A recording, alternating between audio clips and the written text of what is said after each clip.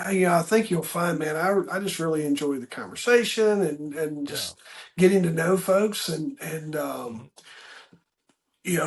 I had, I don't know, I think I probably never met a stranger, right? It's just where we Yeah. all kind of jump in, but That's um, great. you've got a big background in digital marketing, right? It's one of your Yeah. Yeah.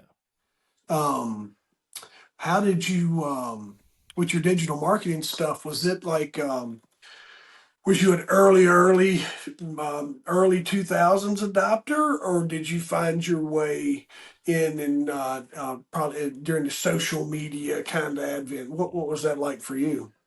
No, definitely like really late 90s, probably, gosh, 97, 98. Oh So wow, going into yeah, the early yeah. 2000s. Hey Yeah. folks, we're just shooting a breeze here. This is not what we're here to talk about. I was just curious because I found it 10 years Yeah. later. I Okay. stumbled in like '07. So you were Yeah. man, that was some different times. Yeah, I mean, it really came about from doing music. I used to, as a friend of mine, we actually had a rap group. So he built the website. He knew HTML, or he learned HTML. That was back when there really wasn't YouTube, and like you had to learn everything yourself. Yeah. So he built the website, and everything else was just like learning how can we use email to reach fans or get new fans. And even before Facebook, like when MySpace Yeah. was really popping, like creating content, putting songs out there, and also like learning how to do Google ads and Facebook ads when Facebook first started doing those. Like, how can we do ads that are relatively inexpensive and targeted? And you just had to learn everything yourself back then. So that's the genesis of what I do now with my company, Amplo Marketing. It's a digital marketing consultancy. Yeah.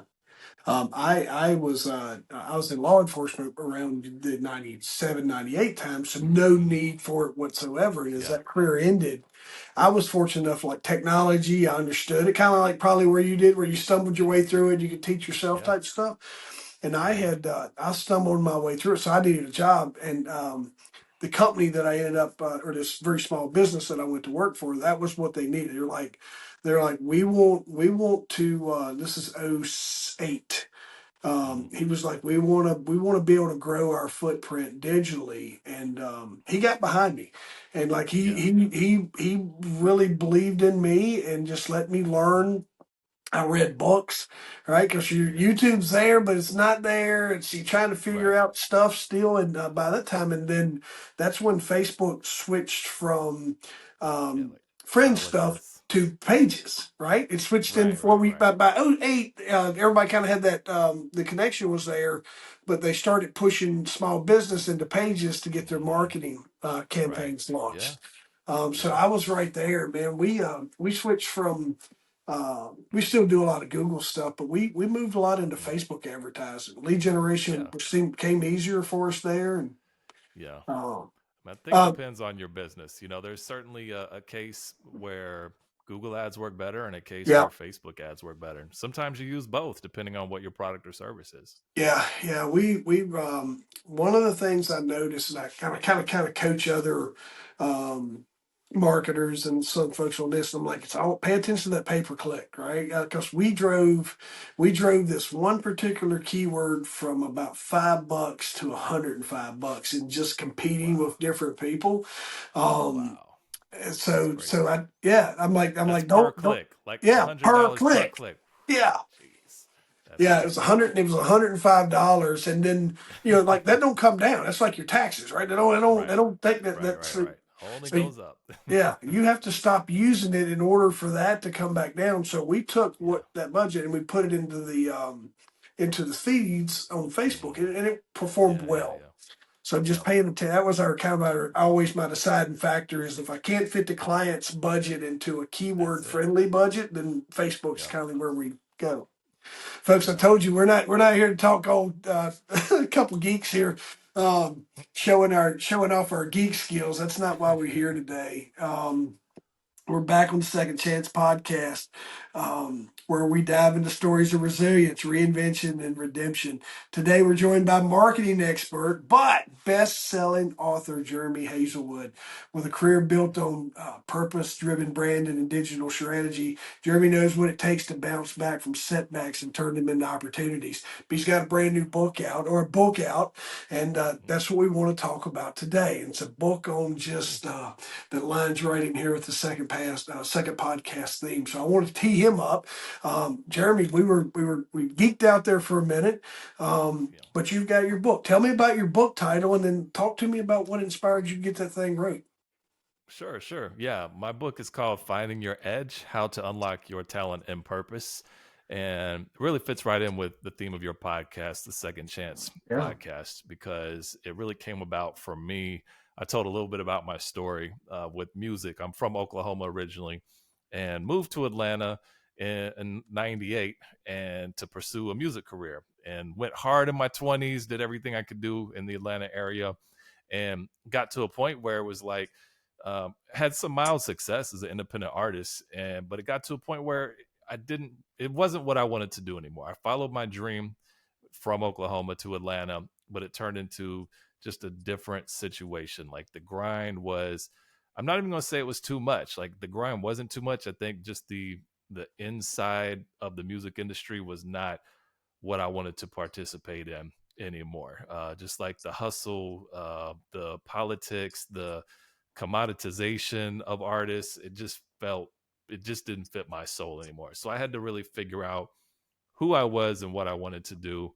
And hence my second chance, you know. And since that point, like I rediscovered myself, went back to school, got my master's, executive MBA, started my own company, a marketing consulting company, and I've published 2 books, self-published 2 books, and I really feel like I have had that second chance and made the most of it.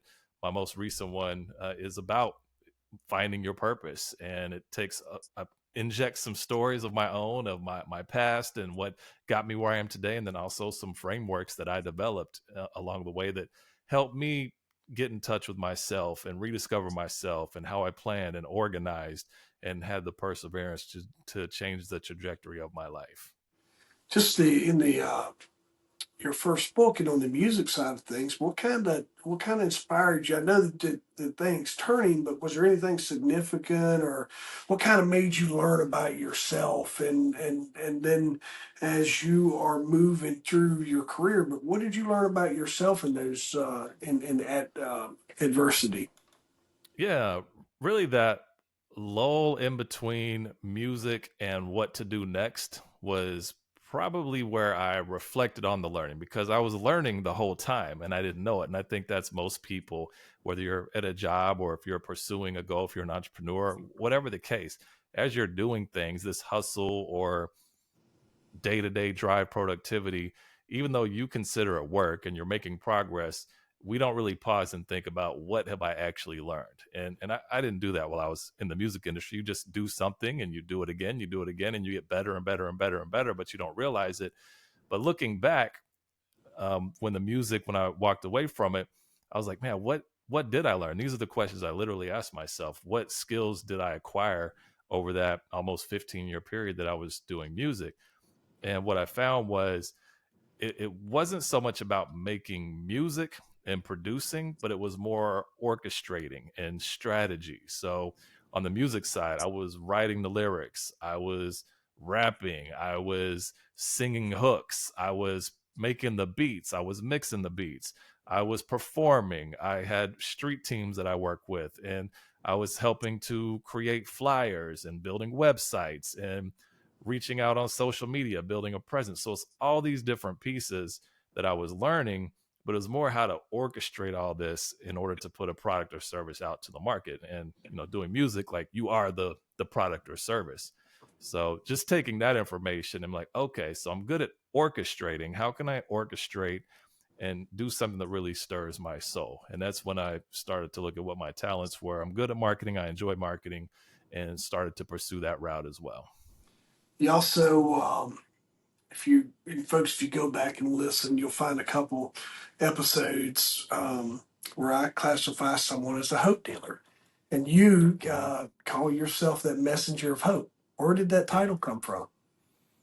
It looked at, I spent a lot of time, especially writing this book. If I'm teaching people about purpose, what is my purpose? And I think a lot of people confuse passion with purpose. And that's one Yeah, thing that I distinguish in my book. It's like, hey, I'm passionate about this, so it must be my purpose. But that's not the case, because I tell people, like, I'm passionate about college football. Like, you can see like helmets up here. But it's not my purpose to play college football. I'm passionate about traveling. That's not my purpose, though. So your passion is not your purpose. So for me, I'm like, what is really at the heart of what I want to do and what I want to be in this world? And it's really inspiring, and it's giving people hope. Like, my book is, it would be classified as a self-help or life transformation book, but it's really a hope book. It's a book saying, if you're in position A right now and you're trying to get to position B and you're stuck, this is a book that provides hope that you can get there. Because I think a lot of times we lose the battle of the mind, and we don't have that hope that we need in order to achieve the next step, and to level up our life and to really step into who we were created to be. So that's how it came about for me. It was so obvious right in front of me when I really looked at what stirred my soul. It was hope, it was encouragement, and letting people know that you can do this. Like, there is a hope. You're not, as long as you're alive and breathing, you have the day, you have the moment. So let's make the most of it. that's big, man. That's um, we overlook that, right? Sometimes Yeah. we get stuck in those we get stuck in a ditch, and we're fighting to try to get the car back in the road, but we keep riding in the ditch, right? Yeah. Um, it takes folks like yourself to come along and help that nudge. And the one thing I'd made a note on it because you had kind of put it in your note there. There's a lot of noise in the self help world, and when you get to Yeah. your book, what do you think makes your book? What do you think makes your book special and different, and to where it's going to impact, and why that Yeah. person should pick that book up? No, and that question that you asked me are the questions that kept me from writing my book and Yeah, releasing it for a long time. Because yeah, it's like, man, you can go to any bookstore or online and search for self-help, and there's tons and tons and tons and tons of books and about self-help. So I'm like, what makes me any different? Like, why would I put another book out there that's telling someone how to better themselves when you there's great authors out there, there's great materials out there. So why me? And then, I started talking to some people, like close friends, family, telling them, hey, I want to do this, but I don't know, why should I? And they're like, well, why not? why And not? so I think that's what we have to start asking ourselves is, why not me? I mean, there's people that I might like that inspire me, but my wife or my friends, they may not like that person. It may rub them the wrong way. They may not like the message. They may not like the way that person talks. They may not like the way that person carries himself.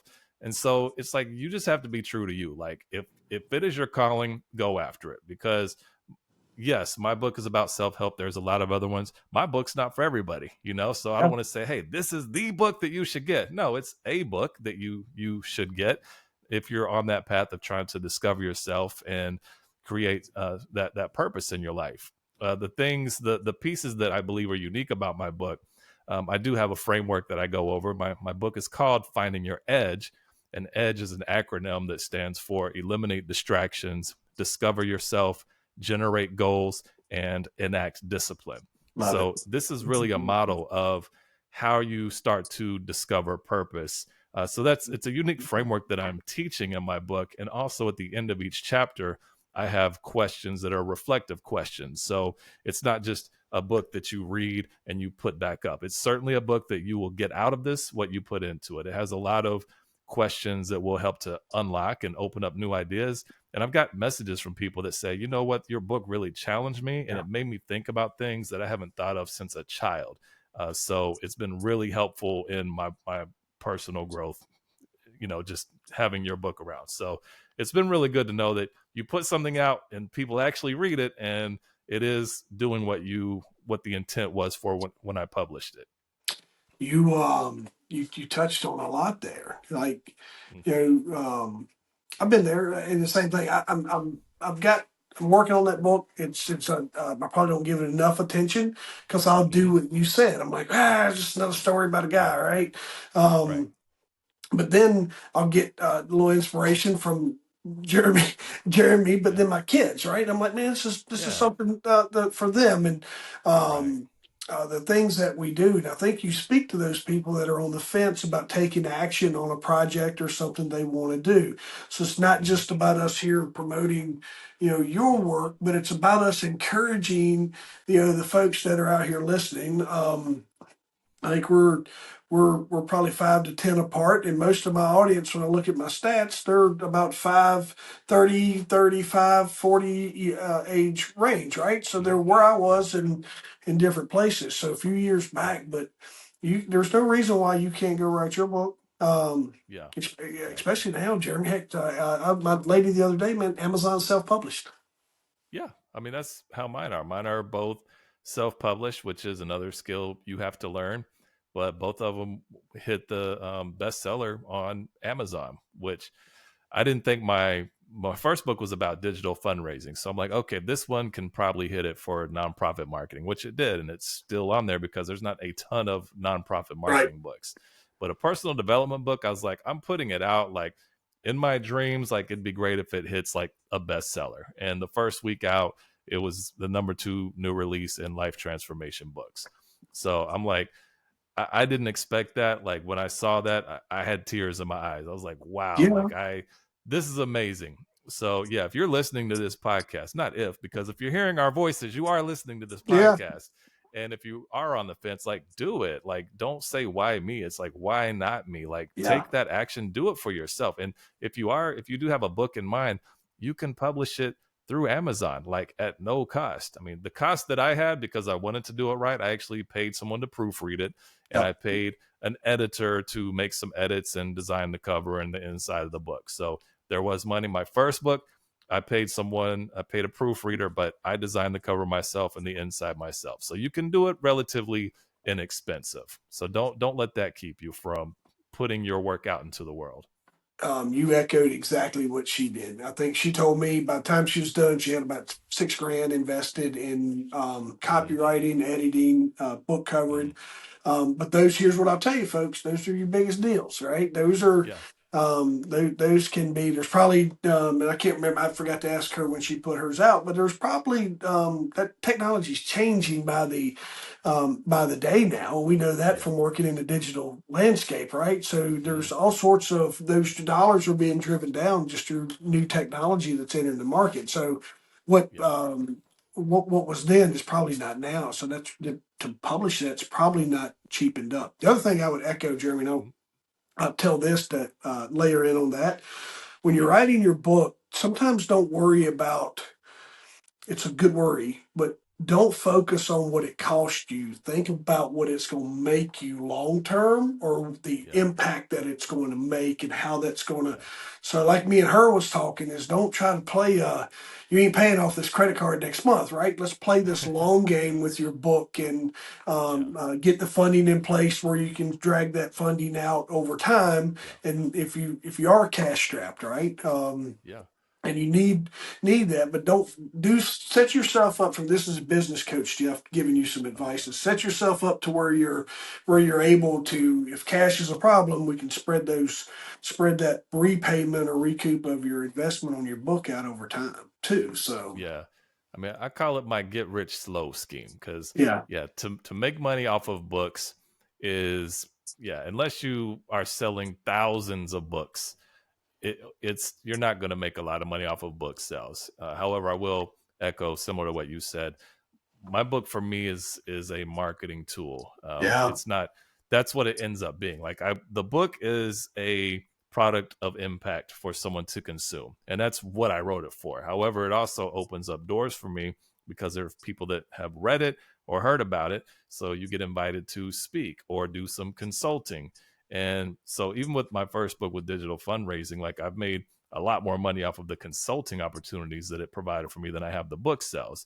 And with my newer book, even though it's a personal development, I've been able to do some workshops and have some speaking opportunities that, more than paid for the cost of the book.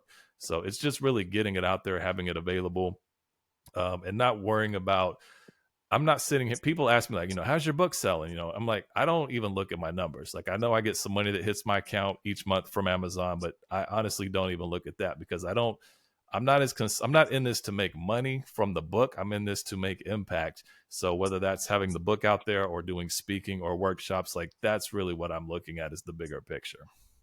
In the speakers group I worked with, that was one of the things they had really emphasized to us was the Hmm. book. The book helps legitimize your presence, Yeah. and then the book becomes something that you're, especially for the guys that are doing like me, where it's a life story type thing, or Yeah. incident Hmm. driven guys that where it's and girls where the book helps legitimize you in the world. It helps you have authority, but then your money Hmm. comes from all the other speaking and the events and appearances and things like that. The book is Yeah. content, right? It's content that we Yeah. can repurpose over time.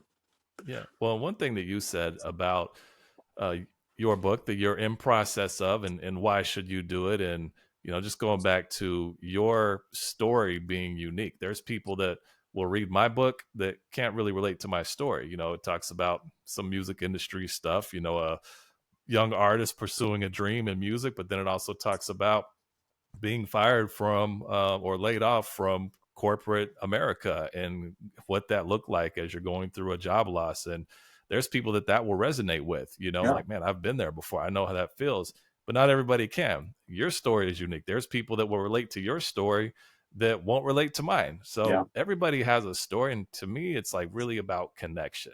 It's not so much about putting out a self-help book. It's like, what are you writing about where an audience can connect you, where someone else out there is like, man, I know how that feels. Like, so I can relate to this author a lot more because he or she is like me. So I'm going to listen to what he or she says because they've been through it and they know how I feel. So you connect with the author and you connect with the material a little bit more. And that's more of an individual level. It's not this big macro level of relation. It's relating to the author and what their story is. do you feel so after you left music, did you end up in corporate? Is that where your path took you? I was doing that at the same time. Same. So There the you go. music That's industry is like feast or famine. yeah. Like you're either making money or you're making no money. And I was at the making no money end of that spectrum. So yeah, I was working in corporate America. I say that was my 9 to 5, and then my 5 to 9 was doing music. So I would go home, the apartment that my roommate, who was also the guy I did music with, the apartment we had a little studio in there, the entry closet to our apartment. We had like made that a vocal booth and put stapled like the egg crates in the vocal booth. So we were recording, mixing, producing, and then performing wherever we could. And that was what our day looked like. It's like you go to work just because you need the money to survive and help to fund your dream. And then the rest of the time, like you're just going after it. And I went through several years of my life just sleeping like 4 hours a night because that's how serious the grind was to me. But I was never tired though. I was much Yeah. younger then, so I think you have that energy and you're like, now's the time to do it. But doing that for 3, 4, 5 years, it was. I have zero regrets, man. I look back at Oh that yeah. time of my life, and it really made me who I am, and I'm really proud of what I was able to do and show myself. And even like you were talking about with your kids, being able to share that with your kids and Yeah. giving them some inspiration along the way as well. Take me back because I'm curious. There's a kid from Hmm. Oklahoma. There's a kid Yeah, from Oklahoma. We're yeah. not too far apart in age. What year were you born? Give me some perspective here. No, 77. All right, we're right here together. Okay. Um, so I could probably take you to 85, 86, and my Yeah. classmate Hmm. brings me this tape, and he's like, "Hey man, I had a cousin that went to New York." He says, "You got to hear this." Yeah. Right? And he brings me this Hmm. tape. So Chris, this is a little bit of me stealing your time. He gives me Yeah. this tape, and it's like this these street tapes these guys were putting out back then of just rap music. Yeah. And so I fell Hmm. into some of your very, very like Chuck D's and some of these Yeah. Yeah. Boogie Down Productions and some of the Yeah. very, very early. But Yep. then, you had Sugar Hill Gang, who had kind of was a little more known, and they'd been on some of the Hmm. Saturday night, like not Disco Fever, but it was Solid Gold and some of the other stuff. So you had Oh seen yeah. them, Yeah. but then he Yep. would bring me these tapes, and Um, what was some earlier influences for you just in that Well, industry? How did you? let, I told you how I kind of discovered rap music as a kid. well, let me ask you this, Jeff. Like, do you remember who was on? Was it a mixtape that you had in '85? Now, I mean, this was a bootleg, right? So this Oh, is okay. Do you know who the artist was, or do you remember who it was? I'm going you're it is I like mean, if not, that's okay. I'm just trying no, to, I'm thinking it's just like curious. Grandmaster, like you get into the Yeah, Grandmaster Funk stuff, and then you get into Grandmaster then Flash. Yeah, Melly yeah, Mel. or, yeah, Grandmaster Hmm. Flash, and then you have LL Cool J is shortly thereafter, right? Yeah, yeah, yeah. Um, he's shortly thereafter, but it's New York rappers. Hmm. Um, oh gosh, I'm gonna look him up, Jeremy. Yeah. Well, Um, all right. So, well, I'll take the. I'm not Heat. Sorry. I'll take the focus off that because I was just very Well, curious. Like, hang on who here. was? So then you get into your Okay. Run DMC. So it's prior to Oh Run yeah, yeah, DMC because mainstream yeah. Okay.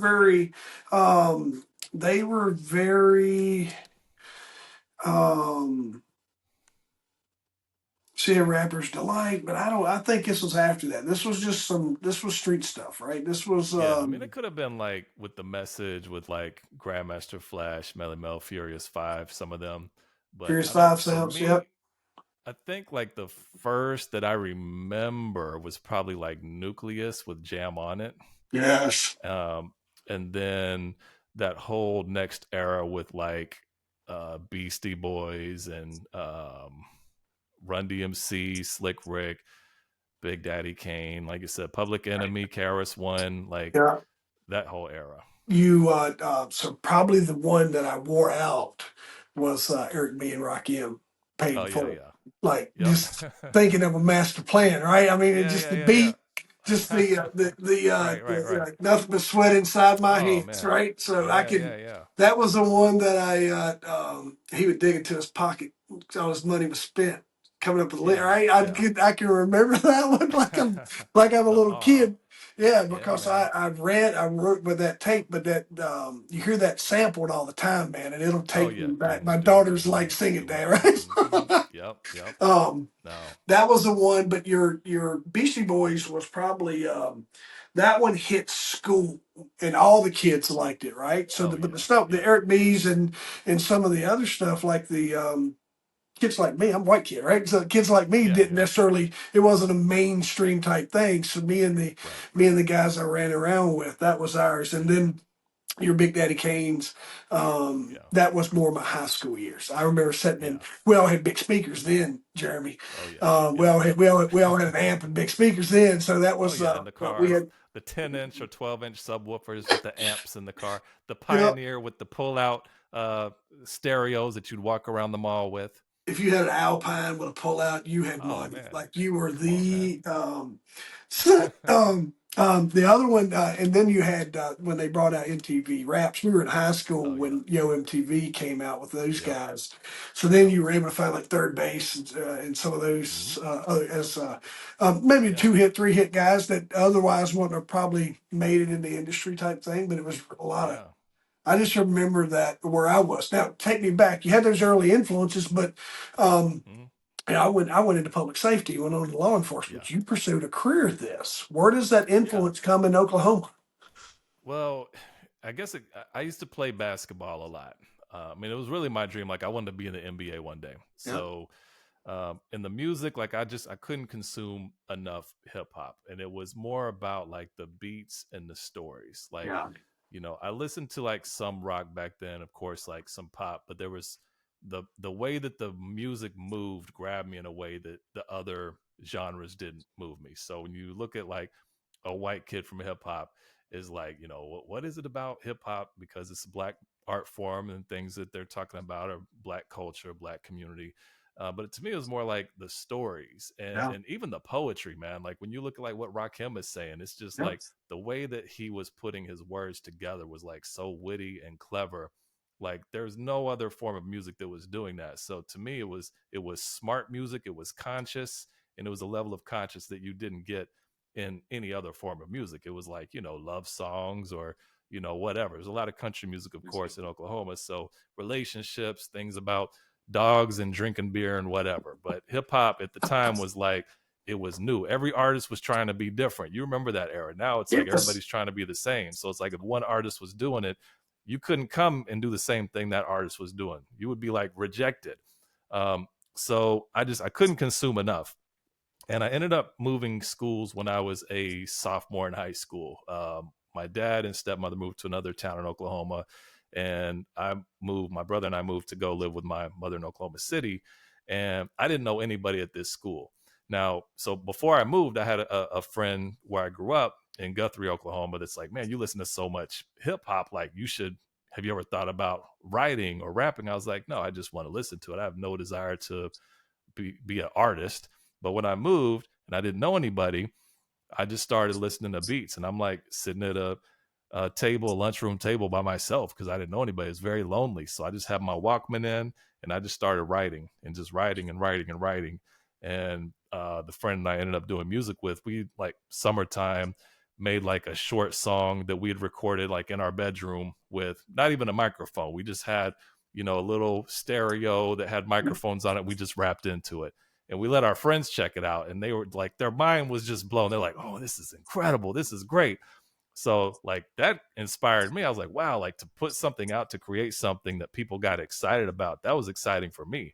So we just started writing more and producing more, and then finally, I had a job. I was bussing tables in high school and saving up money to go to a real recording studio, and we ended up putting out like an EP when I was in high school. It had 5 songs on it, and we got cassettes made up, and we were selling them out of our lockers at high school, out of our cars, and move on to college. I was still doing music, and it just got to this point where I was like, I want to see how far we can take this. I enjoy this, like performing, especially like 2 white dudes doing hip hop. It was like we always respected the art. We were never trying to be anything that we weren't. Even though we were influenced by certain artists and how they rap, like we kept it to what we know and what we did. And we come from that school, like we're not following any trend. We're gonna be us, and we're gonna rap about what we know about.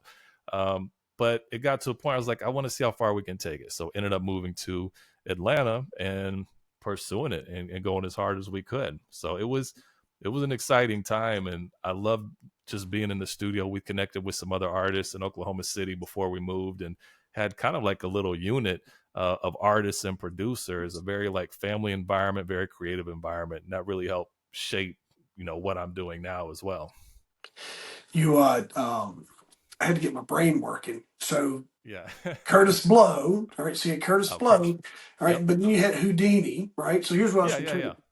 to here.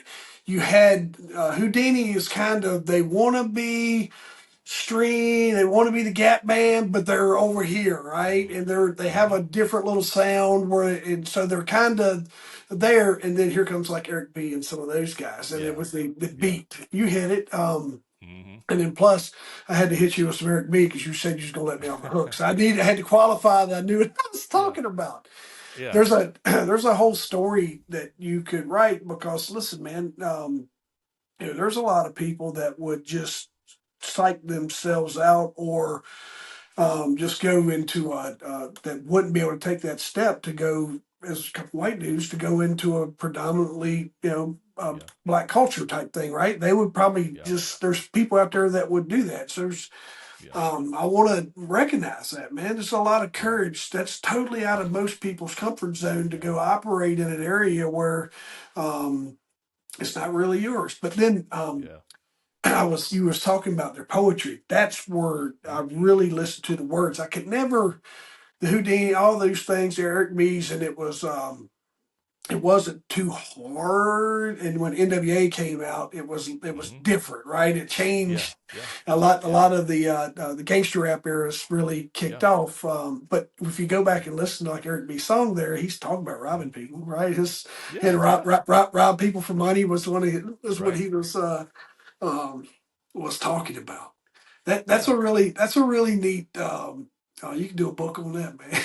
Yeah. Well, I've thought about it. And I think I've actually framed out like some chapters to do a book on that. So, and It I don't know if you can is. see my background here, but that's my Slick Rick action figure. Um, he was. I remember when his children's story came out was the Mm, most. the just the way it all flowed. Yeah, And the video. yeah, I had that one, and it was on replay too. We could do all the Oh yeah. words. Um, Yep.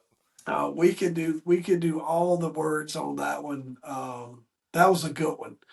Uh, he was one of those just really good story tellers, and his lyrics and his Storyteller. beat, everything just meshed up into his stuff. He was one of Yeah. my favorites back then too. Yeah. Um, dude, like I said, man, when you look at that, here's this kid from Oklahoma, moves down Hmm. to Atlanta. That's a you could have stayed and worked the oil field, or started a country music band. There's all Yeah. sorts of things that you probably were influenced to do, and you stepped totally Hmm. out of your comfort zone to go chase something Hmm. like that, and then um, performed in Atlanta Yep. and did your stuff. You get Yep. to perform along any side. You check off any milestones that you feel like you're like, hey, I made a mark here, or what have you.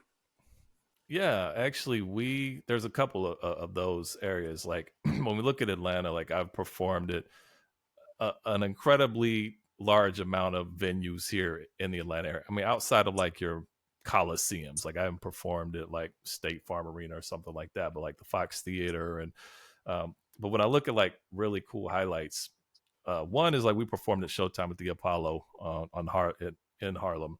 We got booed off stage on national TV, but still, it was like we performed there. Yeah. But also, we created a song for, well, not for, but it was about the University of Oklahoma football because we're big Oklahoma fans, and ended up getting enough radio play in Oklahoma City and Tulsa to actually be number 98 on the pop radio charts. It was like 1 week in October of that year, so, I can legit say I had a top 100 radio hit. And that was also the year that Oklahoma played USC for the national championship of the Orange Bowl. And I worked it out. I contacted the Orange Bowl committee and told them about the group. I told them I was the manager. They didn't know I was also the artist, but I was like, hey, I'm managing this group and they have this song and it's number 2 in Tulsa, number 5 in Oklahoma City. The fan base of Oklahoma, like they're familiar with this. It'd be great to have them perform. So we got invited to perform at the tailgate, the official tailgate party with the Orange Bowl that year, which had Trace Adkins, Big Boy from Outkast, and God, I forget who the other person was. But we opened up for them, which was kind of cool. And we just did like, I think we may have just done one song, but still, just to have that opportunity was a pretty cool thing. I like the way you had to deploy your management team on that one. I've Yeah. um Well, I've yeah. And when I got there, sorry, this is kind of a funny part. When I got no, there, because I was Jeremy Haselwood, the manager, and of course I went by something else as the artist. And so when I got there, I'm like, "Hey, I'm Jeremy," and they were like, oh, "Okay, well, where's the group?" And I was like, "I am the group." Like, wait, you're the group? I thought you were the manager. I'm like, "I'm both." And they're like, "Oh, okay." So you could tell in the moment they kind of felt like a little like they've been had, but they also, like, to me it's just so kind of pretentious. Like, why can't I be the artist and also represent myself? yeah, Like, if we're bringing on a product that it serves your market, this group that has this song that people know and resonate with, why does it matter if it's the artist working with you directly or the manager? But I mean, they never said anything, but you could tell like yeah, the confusion in the moment, but it was kind yeah. of funny. I I train a guy daily, and he was his band was on the emerging artist list with Justin Bieber on like Oh the one wow. MTV's. So they had to Yeah, do an yeah. audio call that day. Yep. He was on that list, and some similar stuff, right? He was a rock and roller, and Yeah. but I tell him like, and he just kind of brushes over it. He's like, yeah, yeah, it's just this is. I was like, we need to accomplish. He had told me that one time, and I'm like, but you guys talk about it like it's just part of it. But and for Yeah. me, I was like, yeah, how many people would, and because let me put this in perspective for everyone else. It's easy for me to sit here and go, oh yeah, I could probably get top 100 or whatever. Yeah. Right, and that is an Yeah. accomplishment in itself. Just to Yeah. to man, um, I know you may not hit the accolades and find the success that you were looking for or whatever, but that in Mhm. itself is an accomplishment, man. And Yeah, and that's how I look at it, man. It's like I look back, I have no regrets. I'm like I was able to do some pretty cool things, you know, and even if I didn't hit those marks or perform at Apollo or for the Orange Bowl, like I still would have been happy with how everything I gave it everything that I had. And that's the thing. If you're uh, going after something and you give it everything you have, how can you feel bad about it? But just the fact that we were able to do some of these other cool things and open up for some artists here and there, like it makes for some good stories, but it's kind of like these little nudges of accomplishment and affirmation along the way. But it also gets into like when you do everything you can and you don't reach that level of success, you have to figure out when's time to tap out, you know. yeah, And I think there's a lot of people. You hear two sides. Some people are like, hey, never give up. You know, you can. I could have kept rapping till I was 60 years old and finally got my break. But I'm like, I don't want to do that. You know, like I'm not so invested that I'm going to dedicate 50 years of my life until I get a break. Like I think whenever we're going after goals, we do need to reevaluate and see how they're doing. And if you're not reaching where you thought you're doing and you've done everything you can, it might be time to figure out what to do next. And that's really the piece that I got into and had to shift things around. I have no regrets with leaving it, man. you teed us up for like a perfect little exit. You answered the question I would probably ask you, and that the way you wrapped up there, man. Um, that's a lot of power because that's also like it's easy. It rolls off really easy for you now, and I don't know if that decision was as easy back when you were making it. Mm, Um, but the way that now Jeremy looks back on that decision, you know you're 100% confident and you made the right yeah. decision. You're 100% in your faith and wherever it's taken you, right? So Yep. I commend you for that and really Thank you. help leaving us that as we're closing up here to evaluate those goals. And if you're not where you want to be and you're not getting where you want to be, is um, take an evaluation at it. Read Jeremy's book, Yeah. right? Is Yeah. if you don't do anything, if this is speaking to you, I think your next step would be to run and get your book. So that takes me to how can folks get in touch with you and find that book? Yeah, sure. You can go to Amazon, Apple Books, Kindle, and Audible. It's available there. Also on my website, which is jeremyhaselwood.com, and that's Haselwood. Also, you can link up with me on Instagram, jeremy.hazelwood. And if you have a business and you're interested in doing workshops or having me come speak, you can reach out to me on LinkedIn. So those are the best ways to reach me. Did you do your audio yourself for your Audible book? Yes, I did. Yeah, Because yeah, I was like, you know, I've got the microphone. This is actually the microphone that I had in my studio, and I sold all my other equipment, but I was like, I'm keeping this microphone. And I'm like, I'm gonna use it. So why not? but you got the voice. You got I appreciate it. yeah, you got the voice. If I tried to read mine, everybody'd be like, "What'd he Oh say?" my gosh. I'm just Yeah. joking. No, but I still get feedback. Oh, he's reading too fast. I'm like, that's why they have little things on your audiobooks where you can slow it down or speed it up. If I'm too fast, slow it down. Um, I'm excited to keep our conversation between you and I Yeah. going. Yep.